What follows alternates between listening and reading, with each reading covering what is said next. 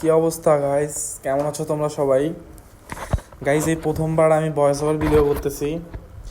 বিকেলবেলা গিয়েছিলাম গাইস দিয়াবাড়ি গরুর হাটে একটু ঘুরতে।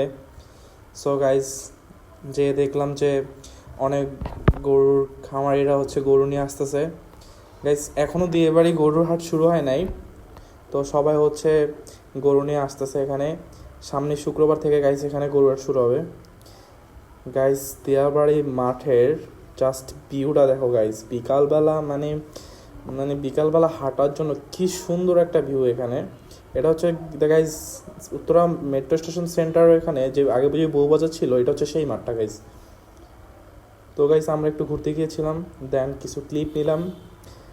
আর গাইস, কুষ্টিয়া থেকে রাজা মামা কয়েকটা গরু নিয়ে আসছে, এই গরুগুলোর একটু শর্ট ভিডিও নিলাম। সো গাইস, দেখতে থাকো। মামা অনেকগুলো গরু নিয়ে আসছে, এর মধ্যে মামার একটা গরু বড়, এটার নাম আলতাফ। এই গরুটাই সবচেয়ে বড়, এইটার নামই আলতাফ। মামা এই গরুটার দাম দিছে 7 লক্ষ টাকা।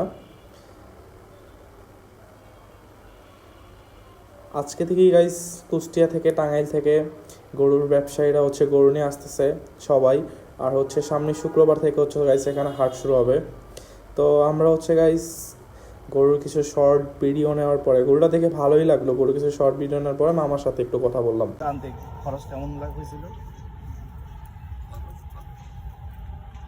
আপনি কি মানে এই একসাথে তো একটা ট্রাকে করেই তো আনছেন, তো আপনার 8টা গরু আনতে খরচ কিরকম লাগছিল? 60,000 মতো।